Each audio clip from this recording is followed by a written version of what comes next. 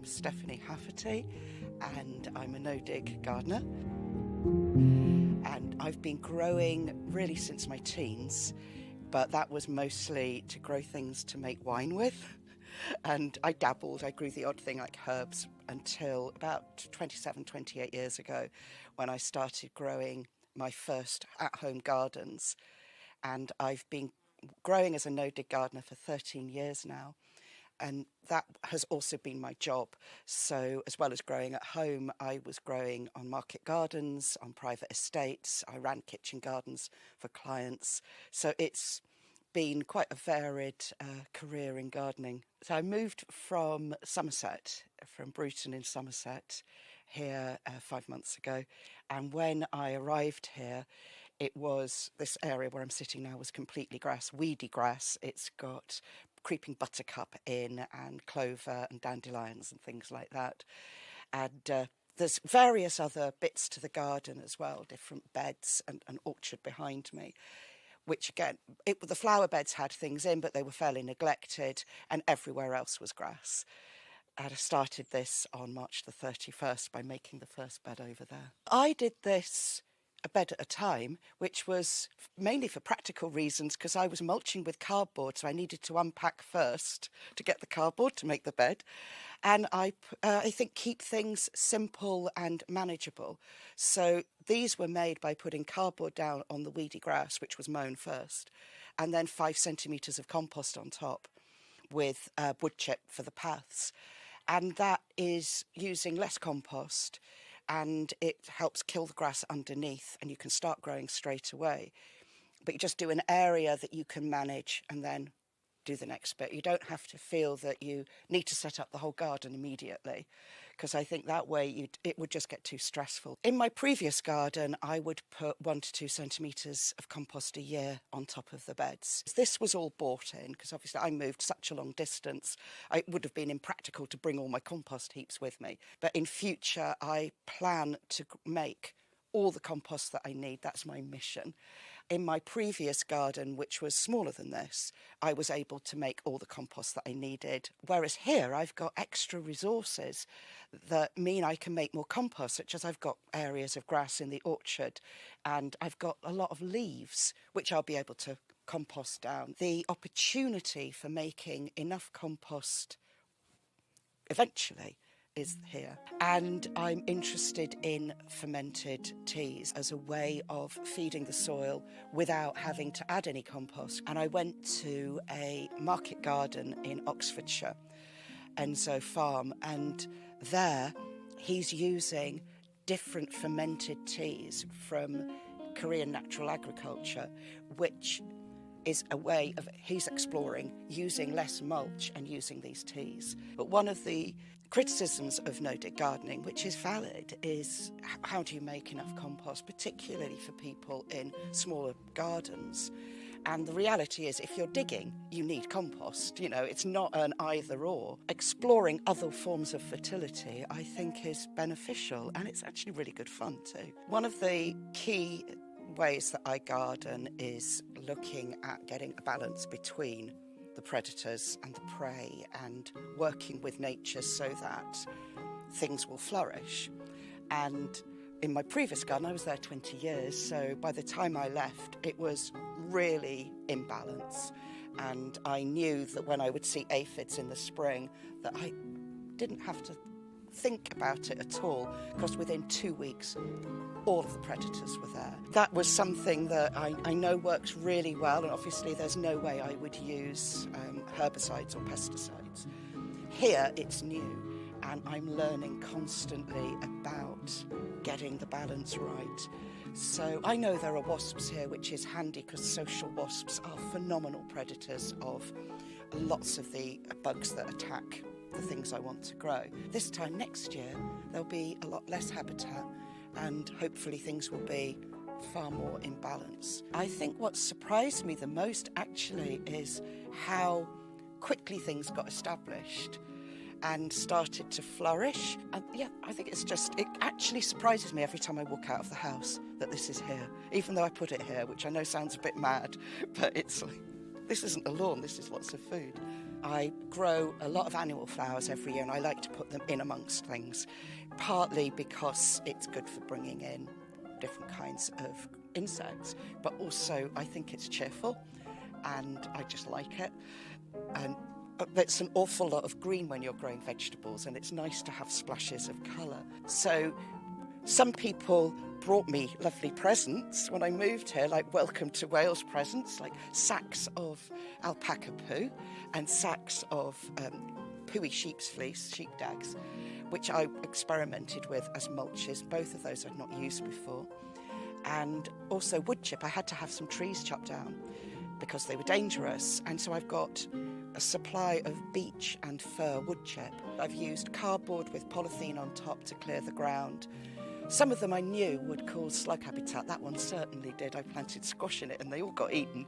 But it's just different ways of trying things out. And the one that has surprised me the most was a kind of little hugulette. So it's kind of hugelculture, but not quite the way it's normally advised to make it. And I know that hugels in this country can be a habitat for vermin and can be a habitat for slugs. But I planted rhubarb in, which not a lot tends to go for. And then we put in squash and tomatoes and soya beans and a few other things. And I thought it's all going to get eaten apart from my rhubarb, but at least it's spare plants. And actually it's been the best squash that I've grown here. So that was an experiment that I wasn't convinced would work. And actually it's flourished. I like trying out different things. I have some things that I grow every year, such as the czar beans there, because I know they work well and they're very versatile and they're a winter food and they're yummy. I like to grow Grenoble red salad every winter. I've just sown the seeds now for the polytunnel, and because I know that works well undercover and it works well outside. But every year I do like to try different things. I'm keen to see what has been brought here from other countries as well. There's such a wide amount of choice. I've just managed to find some different Japanese greens that you can grow over winter that I've never tried before, so I'm excited to see those. I do like to support smaller seed companies, but also I think from my work as a garden writer, I think it's also important to be aware of, what seeds they're selling in the supermarkets, particularly the ones that will do 4 packets for £1. Because back in the day, I was raising 3 kids on my own and we were skint.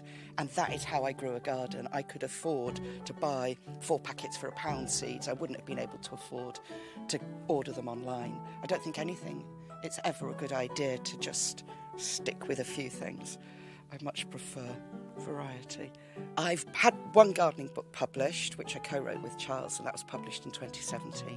And the following year I wrote a book called The Creative Kitchen, which is about recipes which you can grow yourself, almost entirely. There's a few things in there that you can't, like olive oil, but everything else could be grown on an allotment in England or Wales. And it's all plant-based, but it's not a vegan book. It just is plant-based because that's what I grow. I grow vegetables and fruit and herbs. I'm currently writing a book about growing year-round in smaller spaces based on my experience of growing at home, at allotments, and it's a very practical book for people, whatever size situation they've got. Social media-wise, I've recently started a YouTube channel, which is my name, and I publish on Instagram updates about the garden pretty much every day, really, and I do very short videos on there too. And that's also my name, Stephanie Hafferty. So all of my social media is my name, which is quite handy, really, because I don't have to remember anything else. I have a website as well and a blog where I update, fairly regularly, and that has lots of information on about what I do. I think one thing that is important is I work from home. Unfortunately, a lot of the work I did when I was travelling around giving talks has been cancelled because of the pandemic, and that isn't unlikely to start properly till next year. So much of what I'm doing is from here, which gives me the flexibility to look at the weather forecast and think, OK, I've got to spend this amount of time writing. and this is when it's going to be nice weather, so that's when I'm going to go and make a new bed or side shoot the tomatoes or whatever the job is. It is beneficial because I'm not having to be somewhere else when the weather's great. I have that flexibility, and for a lot of people they wouldn't have that. You know, if you've got to be working in an office or in a supermarket or in a different location, that is the reality for most people. Even the people working from home, they've got to be there at certain times. They don't have that flexibility. So I think it's important to note that I do have that, and that is a great advantage. And I don't want it to look like, you know, hey, look, I've done all this, aren't I marvellous? It is also because I can adjust my day. I do work very long days, but I can adjust what I'm doing to fit around what I'm wanting to make, and that isn't something that is available for everybody. In a couple of years' time, I will have more of the orchard mulched and a productive area there, and a fruit cage over my soft fruit, which is hopefully happening this winter. I'm going to make it, so I'm hoping it doesn't all fall down. I will have more soft fruit. I will have more fruit trees and fruit bushes. I will have finally unpacked in a couple of years as well, I'm hoping. I would be hoping that there will be the balance that one can create between the predators and the pests and everything that I'm growing. I'll certainly know a lot more about growing in this location, because at the moment I don't know what the winters are like here. I keep hearing about them, but I will have more plants growing for other projects that I like, such as dyeing, and as in dyeing clothes. I'm really interested in exploring other ways of gathering water, and I will have more of my potions going for the different ferments that I'm wanting to experiment with. I try to be as self-sufficient as possible. That was my goal where I lived before, and it's certainly one of the things I'm looking at doing here. I do a lot of preserving in a normal year. This year I won't, because I've not produced the stuff. Next year I have, dehydrators, I have a water bath canner, that kind of thing. I make a lot of wine. So I do like that, but I don't want to be self-sufficient, kind of closed loop, because part of what I want to do is, I like seeing people, and I think you could end up, there's a bit of a pressure sometimes, I think, that you just keep everything yourself and in your little loop. But I want to be able to go into Lampeter and buy things from small shops. If I don't do that, there won't be small shops. They'll just be supermarkets. And I like the interaction and the chatting. I was joking with a friend the other day that the advantage of me having lost almost all of my squash to slugs is I'm going to have to go and buy squash this winter. And, when you work from home, you can just be happy in your own little bubble. It will make me go out and chat with other people.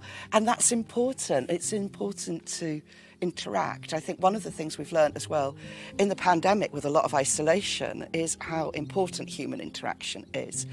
And I don't think there should be a pressure. Sometimes it's people, I've been criticised for buying in compost because I didn't make it, even though it wouldn't have been humanly possible. Nothing in life is perfect.